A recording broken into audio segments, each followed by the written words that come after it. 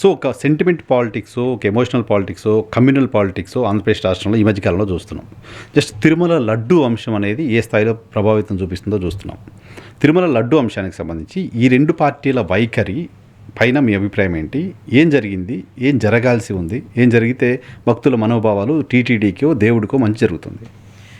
మామూలుగా అయితే గతంలో తిరుమల పేరు చెప్పగానే ఒక్కసారిగా ఆ పవిత్రత మదిలో వచ్చేది. స్వామి వెంకటేశ్వర స్వామి వైభవము, స్వామికి జరిగే సేవలు, ఉత్సవాలు, బ్రహ్మోత్సవాలు, కళ్యాణోత్సవము, ప్రతినిత్యం వచ్చే లక్షలాది మంది భక్తులు, వాళ్ళు సమర్పించే కానుకలు, ఇవన్నీ కూడా ఆలోచనలు వచ్చేవి. దురదృష్టం ఏంటంటే ఈ మధ్యకాలంలో గత 14 నెలల కాలం నుండి తిరుమల అంటేనే అపచారాలు, ఆరోపణలు, కల్తీలు, వివాదాలు, రాజకీయ కుట్రలు ఇవన్నీ కూడా ముందుకు వస్తున్నాయి. దీంట్లో ఈ అరాచకాలు లేదంటే ఈ యొక్క అపచారంలో ఈ రెండు పార్టీల యొక్క భాగస్వామ్యం ఉంది.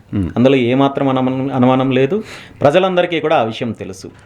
కనీసము వీళ్ళు ఎన్ని విషయాల్లో రాజకీయాలు చేసినా, ఒకరి మీద ఒకరు ఆరోపణలు చేసుకున్నా, లేదంటే కుట్రలు చేసినా, తిరుమల విషయంలో కూడా రాజకీయాలు చేయడం అనేది నిజంగా చాలా దురదృష్టకరమైన అంశం. ఇప్పటికైనా ప్రభుత్వం, ముఖ్యంగా చంద్రబాబు నాయుడు గారు ఈ విషయాన్ని రాజకీయ అంశంగా చూడకుండా తిరుమల కోణంలో, పవిత్ర కోణంలో, వెంకటేశ్వర స్వామి కోణంలో చూసినట్టయితే దీనికి ఖచ్చితంగా శాశ్వత పరిష్కారం లభిస్తుంది. గతంలో జగన్మోహన్ రెడ్డి గారి హయాంలో తప్పిదం జరిగింది, అపచారం జరిగింది, కల్తీ జరిగింది అని చెప్పి కేవలం ఆరోపణలకే పరిమితమయ్యారు. రాష్ట్రానికి సంబంధించిన ప్రధాన సమస్యలు, ప్రధాన దోపిడీకి సంబంధించిన అంశాలు వచ్చినప్పుడు దీన్ని డైవర్ట్ చేయడం కోసము తిరుమల అంశాన్ని గత 2 సంవత్సరాల నుండి 14-15 నెలల నుండి తీసుకొస్తున్నారు తప్ప, నిజంగా మీకు చిత్తశుద్ధి ఉంటే, ముఖ్యమంత్రి చంద్రబాబు నాయుడు గారికి చిత్తశుద్ధి ఉంటే, తప్పిదం జరిగింది అని తెలిసినప్పుడు దానిపైన ఎందుకు చర్యలు తీసుకోవడం లేదు? మీరు అన్నట్టు నిజంగా తప్పు జరిగింటే, కాంట్రాక్టర్ల విషయంలో కుట్ర జరిగింటే, అవినీతి జరిగింటే, ఈ అవినీతికి కానీ కుట్రకు కానీ అక్కడ ఉన్న ఉద్యోగస్తులు లేదంటే అధికారుల కంటే కూడా ఆనాడు 5 సంవత్సరాల పాటు టీటీడీలో అంతా తానై వ్యవహరించి చక్రం తిప్పిన అప్పటి జేఈఓ ఎవరైతే ఉన్నారో ధర్మారెడ్డి పైన ఇప్పటి వరకు ఎటువంటి చర్యలు లేవు. ఆ 5 సంవత్సరాలు ఉన్న పాలక మండల అధ్యక్షులు కానీ, సభ్యులపైన కానీ ఎటువంటి చర్యలు లేవు. వీటన్నింటికీ మూలమైన జగన్మోహన్ రెడ్డి గారి పైన ఎటువంటి చర్యలు లేవు. కనీసం ఎఫ్ఐఆర్ కూడా ఫైల్ చేయకుండా మీరు రాజకీయ డ్రామా ఆడుతున్నారు, రాజకీయ లబ్ధి పొందే ప్రయత్నం చేస్తున్నారు. నిజంగా మీ దగ్గర ఆధారాలు ఉంటే, నిజంగా తప్పు జరిగిందనుకుంటే మరి ఎందుకు కేసు ఫైల్ చేయడం లేదు? కేవలం సిట్ ఏర్పాటు చేసి దాని మీద మీకు కావాల్సిన విధంగా నివేదనలు తెప్పించుకొని ఒక్కొక్క ల్యాబ్ నుండి ఒక్కొక్క రకమైన నివేదికలు వచ్చి దాని మీద చర్చలు పెట్టే బదులు మీరు ఏం చర్యలు తీసుకుంటున్నారు? అదేవిధంగా భవిష్యత్తులో ఇలాంటి తప్పిదాలు జరగకుండా, ఇలాంటి అపచారాలు జరగకుండా శాశ్వతమైన పరిష్కారం దీనికి గతంలో నేను పాదయాత్ర చేసినప్పుడు స్పష్టంగా చెప్పడం జరిగింది. ఏ ప్రభుత్వం వచ్చినా ప్రైవేట్ కాంట్రాక్టర్లు ఇచ్చేవాడు ఖచ్చితంగా అక్కడ ఆర్థికపరమైన అంశంగా చూస్తాడు తప్ప పవిత్రమైన అంశంగా చూడడు. కాబట్టి దీనికి భవిష్యత్తులో ఇలాంటి తప్పిదాలు జరగకుండా ఉండాలంటే, ఇలాంటి అపచారాలు జరగకుండా ఉండాలంటే ఖచ్చితంగా టీటీడీ ఆధ్వర్యంలో ఓన్ డైరీ ఏర్పాటు చేయాలి. సొంతంగా డైరీ ఏర్పాటు చేసినప్పుడు దాని ద్వారా వచ్చే నెయ్యిని స్వామివారి ప్రసాదాలకు కావచ్చు, అదేవిధంగా లడ్డు ప్రసాదానికి కావచ్చు, అదేవిధంగా రాష్ట్రంలో ఉన్న మిగిలిన దేవాలయాలకు కూడా ఉచితంగా నెయ్యి అందించే కార్యక్రమం జరుగుతుంది. పాలు, పెరుగు, నెయ్యి, మజ్జిగ ఇవన్నీ కూడా బహుళ ప్రయోజనాలు ఉంటాయి.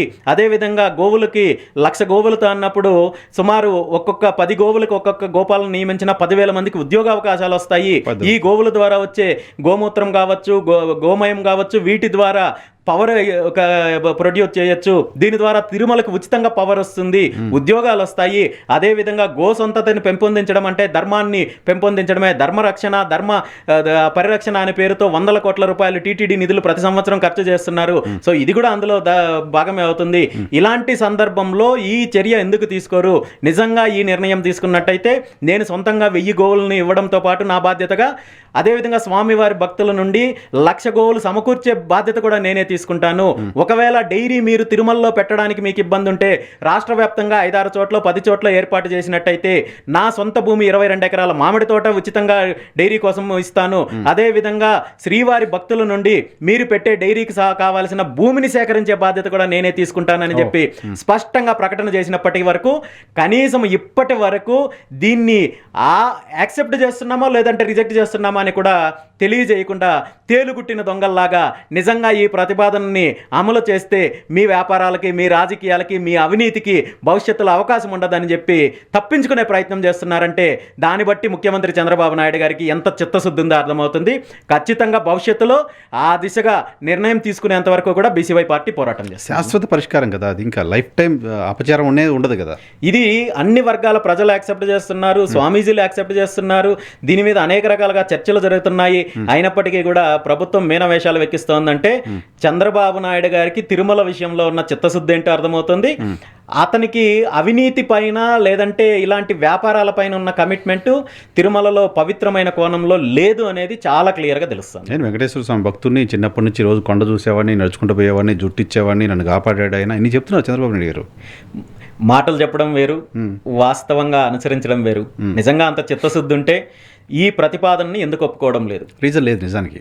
100% అండ్ డైరీ వ్యాపారము, డైరీ వ్యవస్థ అనేది చాలా ఆర్థికంగా లాభసాటి అనే విషయము రెండు తెలుగు రాష్ట్రాల్లో అందరికంటే చంద్రబాబు నాయుడు గారికి ఎక్కువ తెలుసు.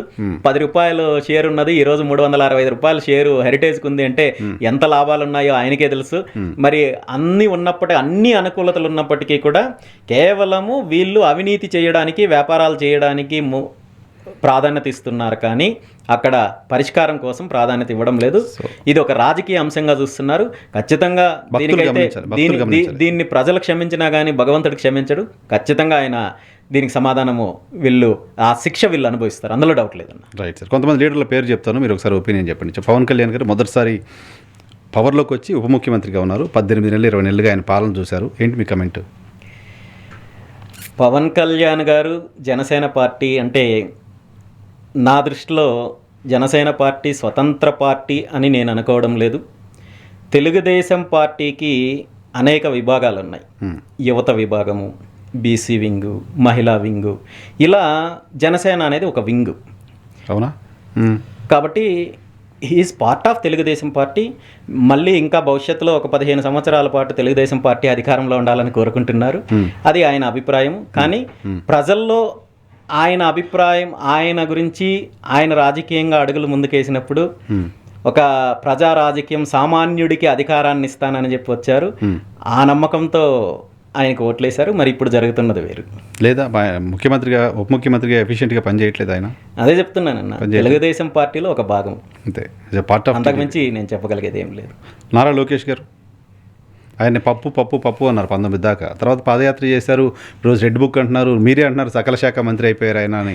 ముఖ్యమంత్రి కాదు, ముఖ్యమైన మంత్రి. మాటలు అయితే నేను మాట్లాడను, కానీ మామూలుగా మనం తీసుకున్నట్టయితే బీటెక్ చేయాలంటేనో లేదంటే మెడిసిన్ చేయాలంటేనో ఒకటి మెరిట్ కోటా ఒకటి ఉంటుంది, 2 మేనేజ్మెంట్ కోటా ఉంటుంది. అదేవిధంగా పాలిటిక్స్లో మేనేజ్మెంట్ కోటా కింద వచ్చిన నాయకుడు నారా లోకేష్ గారు. ఎందుకు సార్ పాదయాత్ర చేసి ఎలక్షన్లో గెలిచి 90,000 మెజార్టీతో గెలిచి వచ్చినప్పుడు? అదే అంటున్నారు, మేనేజ్మెంట్ కోటా అంటే ఇంకా అన్ని ఇందులో పార్ట్, అన్ని మేనేజ్ అయిపోయి మేనేజ్మెంట్ కోటా. ఓకే. సో వాళ్ళ సొంత పార్టీ, ఆయనకి ఏ పదవులైనా ఇవ్వచ్చు, ఏమైనా చేయొచ్చు, ఏ విధంగా అయినా ఎక్స్పోజ్ చేయొచ్చు. చంద్రబాబు నాయుడు గారు భారతదేశం మొత్తం మీద తీసుకుంటే అధికారంలో ఉన్నప్పుడు ఒక ధోరణి, ప్రతిపక్షంలో ఉన్నప్పుడు ఒక ధోరణి అవలంబించే నాయకుల్లో ముందుంటాడు ఆయన. అది గత 40 సంవత్సరాల నుండి ఈ రాష్ట్ర ప్రజలు, ఉమ్మడి రాష్ట్ర ప్రజలు చూశారు. తను తప్ప తన సొంత లాభం తప్ప మరొకటి ఆయనకు ఉండదు. ఈ రాష్ట్రాన్ని నేను అభివృద్ధి చేశాను, ఇంకోటి చేశానని ప్రచారానికి పరిమితమయ్యారు తప్ప చంద్రబాబు నాయుడు గారు నిజంగా తనకు వచ్చిన అవకాశాన్ని రాష్ట్ర అభివృద్ధి కోసము నిజంగా పాటుపడింటే ఈరోజు రాష్ట్రం ఈ పరిస్థితిలో ఉండేది కాదు. ఎక్కువ కాలం సర్వ్ చేసిన సీఎం కదా నిజానికి ఆయన. ఎక్కువ కాలం.